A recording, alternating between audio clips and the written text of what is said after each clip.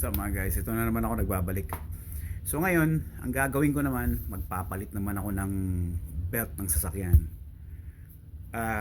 Serpentine belt, yeah. So, kailan pa tayo dapat magpalit ng belt? Which is 50,000 to 100,000 miles. Dapat kailangan mo nang magpalit. Yan, mga ganyan. So, yun sa akin, napansin ko, hindi na maganda yung belt ko.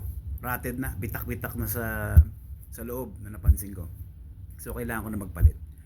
Kailangan sa inyo guys, kung ginagamit niyo yung sasakyan niyo, proper checking dapat. Brakes, oils, maintenance nyo.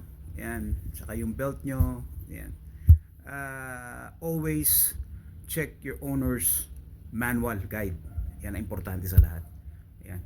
So ipapakita ko sa inyo yung belt, how to replace it. So tara. Yan guys, nakikita nyo ba yan?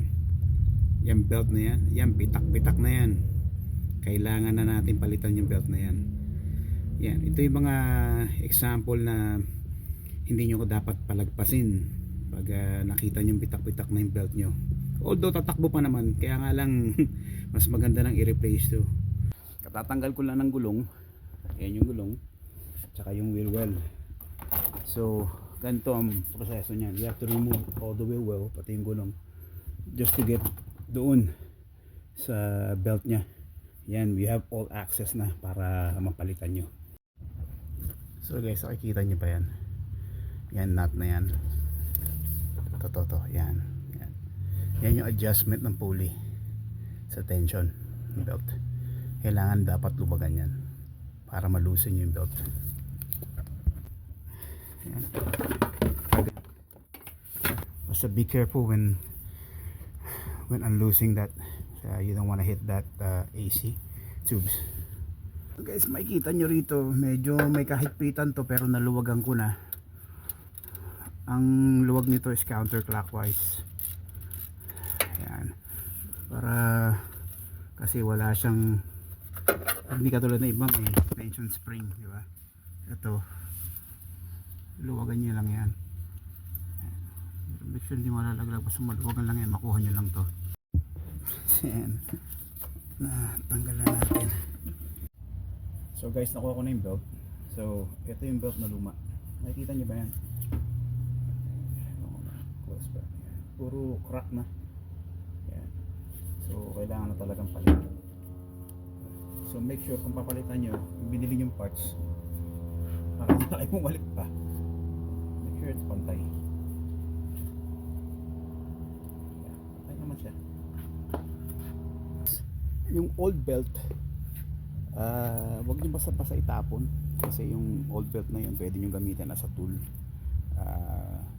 Pwede siya sa pantanggal ng oil filter, yung mga DIY pa.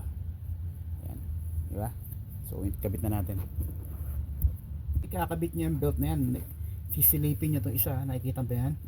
Yung piraso na yan, pinaka-cover ng belt. Baka mamaya may isampa nyo dyan yung belt, higpit kayo na higpit, hindi nyo alam nakasampa pala dyan. So kaya titignan nyo maigi pag nag-install kayo ng belt.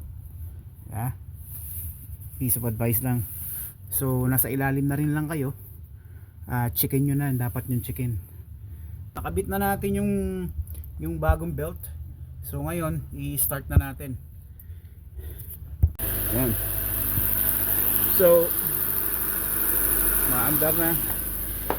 Bago ikabit yung gulong tsaka yung mga clips, yung wheel well, make sure paandarin nyo muna para makita nyo kung kasi iingay naman yan pag maluwag, diba?